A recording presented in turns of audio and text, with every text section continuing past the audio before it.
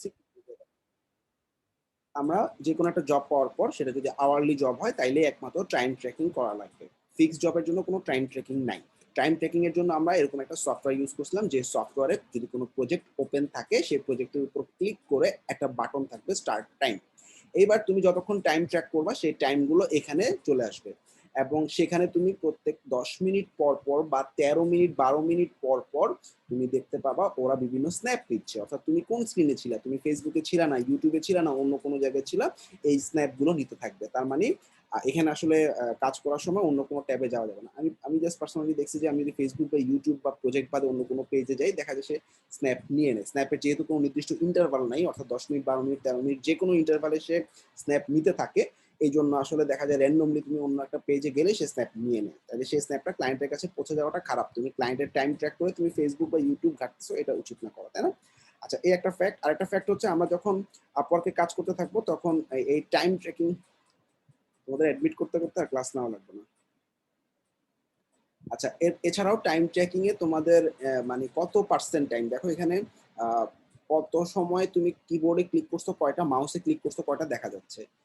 6টা 33, 6টা 34, 6টা 35, 6টা 36, প্রত্যেক মিনিটে তুমি কয়বার কিবোর্ডে ক্লিক করছো, কয়বার মাউসে ক্লিক করছো, এই জিনিসটা দেখা যায়। তার মানে তুমি আসলে কাজ না করে শুধুমাত্র মানে প্রজেক্টটা ওপেন করে বসে থাকলে হবে না। টাইম ট্র্যাকিং যখন করবা অবশ্যই কিবোর্ড মাউসে ক্লিক থাকতে হবে এবং এই কিবোর্ড মাউসের ক্লিকের অ্যাভারেজ দিয়ে সে যেটা করবে, ওরা একটা অ্যাভারেজ রেটিং দেয় যে তুমি আসলে লাস্ট 10 মিনিটে কত রেটিং পাইছো, অ্যাক্টিভিটি লেভেল দেয়।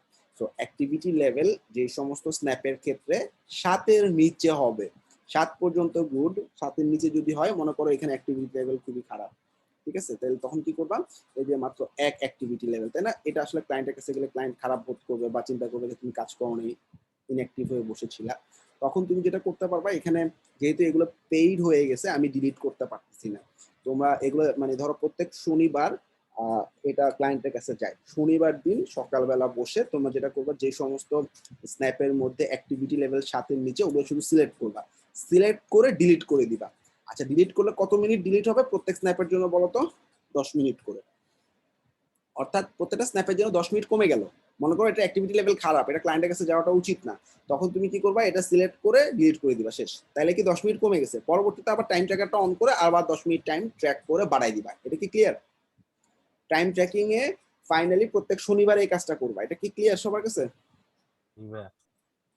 তার মানে আওয়ারলি জব যেগুলো থাকবে সেই আওয়ারলি জবের ক্ষেত্রে টাইম ট্র্যাক করতে হবে। টাইম ট্র্যাকের ক্ষেত্রে 3টে জিনিস মাথায় রাখতে হবে, কিবোর্ডে যাতে এনাফ পরিমাণে ক্লিক থাকে, মাউসে যাতে এনাফ পরিমাণে ক্লিক থাকে এবং কোনো মানে প্রজেক্টের বাদে অন্য কোনো স্ক্রিনে যাওয়া যাবে না। ধরো তুমি ল্যান্ডিং পেজ তৈরি করছো, ল্যান্ডিং পেজের স্ক্রিনে থাকবে, তুমি অন্য কোনো স্ক্রিনে যাওয়া যাবে না, এই একটা ফ্যাক্ট। আর আওয়ারলি জবের ক্ষেত্রে আমাদের প্রত্যেক শনিবার থেকে শনিবারে আমি যতক্ষণ টাইম ট্র্যাক করব অটোমেটিক্যালি ক্লায়েন্টের অ্যাকাউন্ট থেকে সেই অ্যামাউন্টটা কেটে তোমার অ্যাকাউন্টে পাঠিয়ে দেওয়া হবে।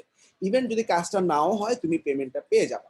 এটা হচ্ছে আপওয়ার্কের সবচেয়ে বড় ব্যাপার। আর আপওয়ার্কে সবাই মানে ভুল যেটা করে, দুইটা জিনিস, একটা হচ্ছে কাজ আগে শেষ করে ফেলছে কিন্তু টাইম রয়ে গেছে, এটা খারাপ। তোমার আসলে এটা মাথায় কাজ করতে হবে, আমি 3 ঘন্টা সময় নিছি এই ল্যান্ডিং পেজটা করার জন্য, 3 ঘন্টা আমাকে টাইমও ট্র্যাক করতে হবে, 3 ঘন্টার মধ্যে কাজটাও শেষ করতে হবে।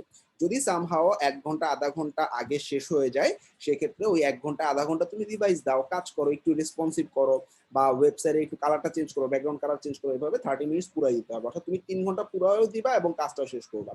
আর যদি কাজটা অন টাইম যাওয়ার পরও যদি শেষ না হয়, অর্থাৎ তোমার পুরোপুরি টাইম শেষ হয়ে গেছে, অর্থাৎ তোমার 3 ঘন্টা শেষ, কাজ শেষ হয়নি, সেক্ষেত্রে তুমি কি করবা, 3 ঘন্টা পরে ওই যে ততক্ষণ কাজ শেষ হয়নি তুমি যেটা করবা, ওই কাজটা পরবর্তীতে অফলাইনে করে দিবা, অর্থাৎ টাইম ট্র্যাকার অফ করে দিয়ে তারপরে তুমি করে দিবা। এটা কি সবাই ক্লিয়ার?